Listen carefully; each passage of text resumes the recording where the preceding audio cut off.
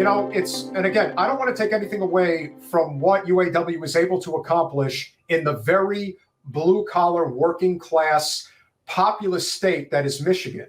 When you move into a right to work state, a notorious anti-labor state like Alabama, this is a huge development, to say the least. Yeah, and this is a big part of what, it's the next step of their fight. There's a lot of different auto plants that have popped up in the South, and companies like Volkswagen in Chattanooga, they're looking to expand in South Carolina, and I think we know why.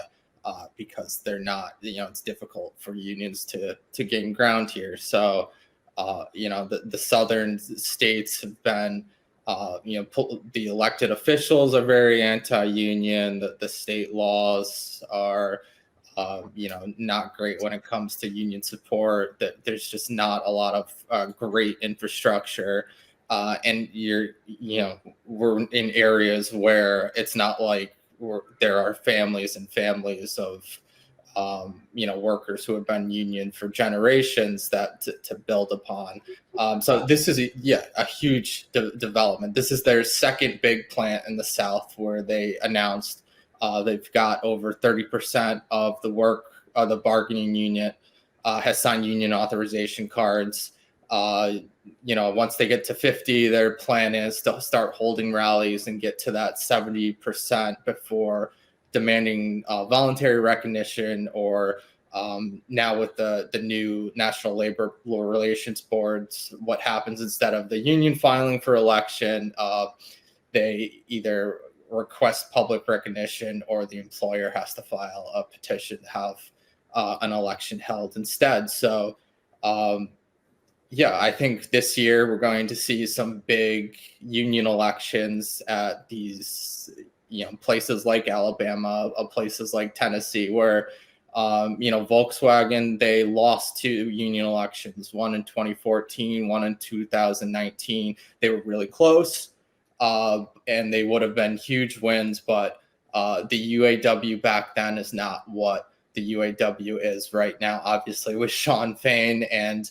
they're a lot more militant. They're, taking it to these bosses. They're not afraid to talk about how much money these companies are making and make it clear to members and prospective workers that they deserve a fair share of these profits. These car companies are making more money than ever before. Car prices have been going up. And worker wages just are lagging behind. So, and these jobs are really, important and high paying for the areas that they're in.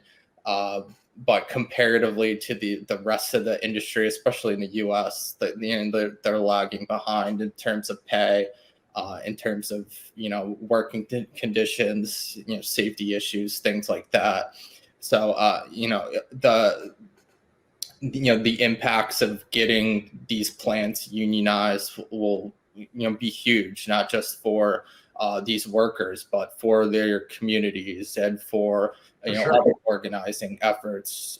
Because, we've seen, Alabama, the Amazon election, that still is not, certified. They're still fighting over votes. And that's not going to be adjudicated by the board until this year. If there's, another union election, or, if the labor board decides to, grant workers those unions. But there's been a lot of nasty fights, a lot of nasty union busting in the South. So this is, I think, a taste of what's to come this year from the United Auto Workers. They've made it very clear that they're going after all these big companies. Mercedes, BMW, Tesla has been put on notice. And I think we're at a point in the labor movement where people who were either apprehensive or maybe fearful are seeing other people do that, seeing what is possible. And I think the culture is changing around that, which is, great to see. So this is, really exciting. new.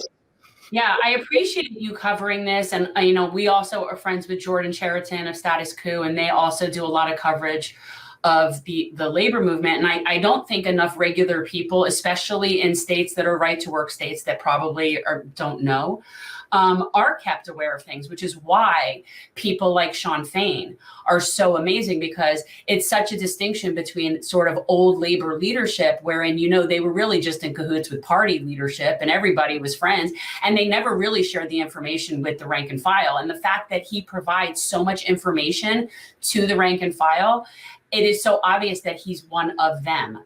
And I find that to be really refreshing. And so hopefully we see some more of that. But yeah, he's not taking any of their shit either, which I love. Michael, can you talk about the threshold that exists in unionization, 30% being sort of the ground floor, 50% being recognition, and then 70% getting the full weight of the actual national union movement to push for what their efforts are right now, whether it is at Volkswagen in Tennessee or Mercedes in Alabama? Well, as it is right now, a bargaining unit just needs to get over 50% of union authorization cards to warrant a union election, which is kind of, the labor movement's been pushing to change that to just get card check, because you're already showing that the majority of the workers want a union. To hold an election is redundant in these regards, and it gives employers the opportunity to hire those $3,000 a day anti-union consultants to bring those people in to violate labor laws, because in covering this, and as we know, employers regularly violate labor laws, get away with it.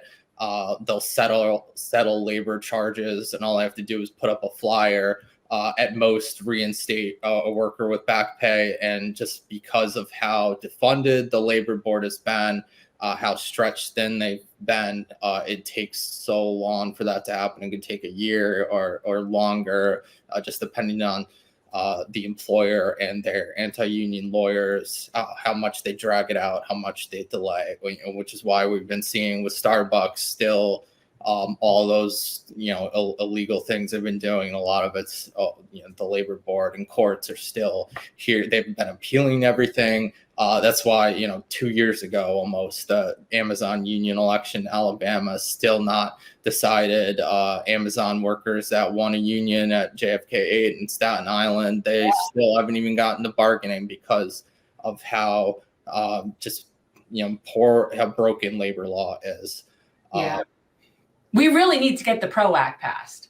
Like, that to me should have been passed 4 years ago at a minimum. Well, but like I feel like that is sort of like almost a savior for right to work states. I feel like we are so stuck, and it's so difficult when you're in a state like this to even contemplate, for people to even contemplate taking a stand.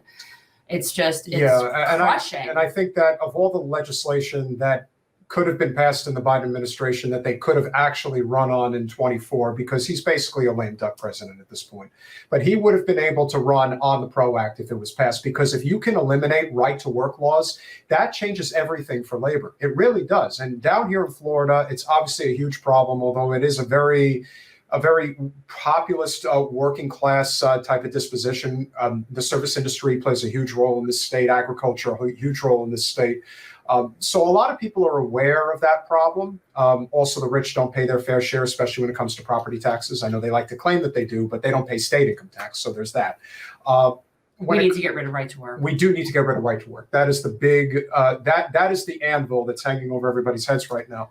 And so I do think if they are able to break through in both right to work states like Tennessee and Alabama, that's going to be a huge step in the right direction. Do you see this based on what you're hearing on the ground right now? Is this inspiring other potential labor uprisings in other parts of not just the South, but other parts of the country where it has been very difficult to unionize with real grassroots organizing?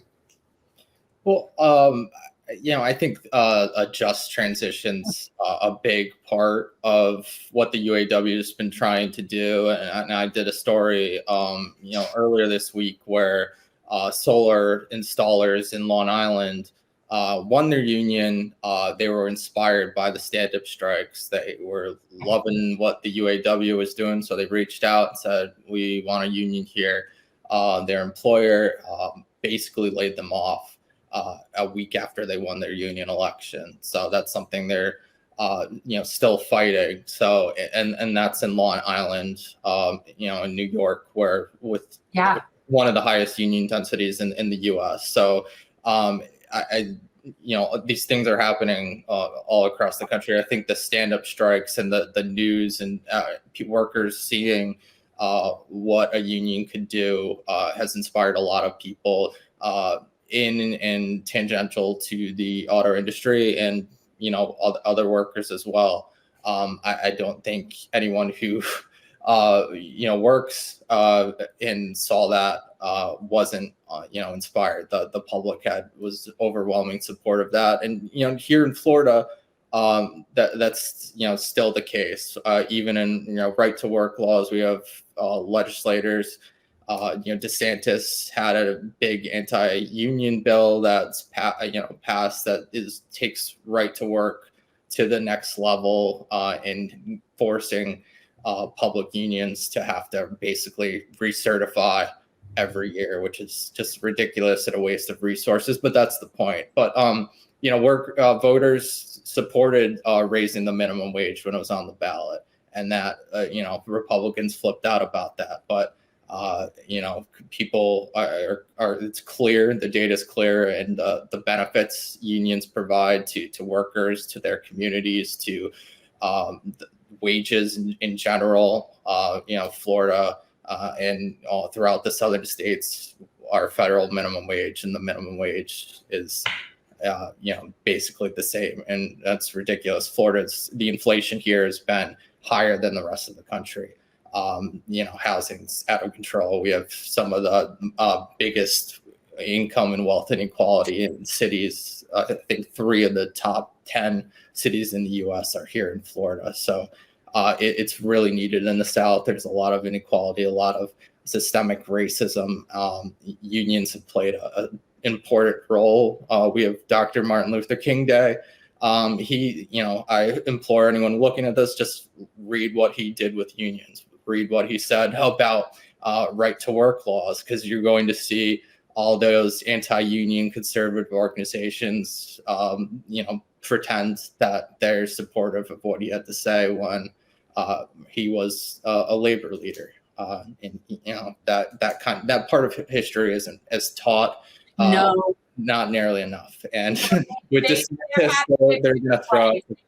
They were happy giving civil rights, but they weren't about to end their class war, right? Like they were good saying, okay, fine, okay, we'll give you civil rights. But now you're talking about unionizing and a rainbow coalition and poor people's part. No, we're not going to have that. Thanks for watching. If you want to support our mission to transform politics into service, please like this video, subscribe, follow us on social media, and consider joining our Patreon, where you'll get early access to our interviews as well as other exclusive content. Links are in the description. Peace out.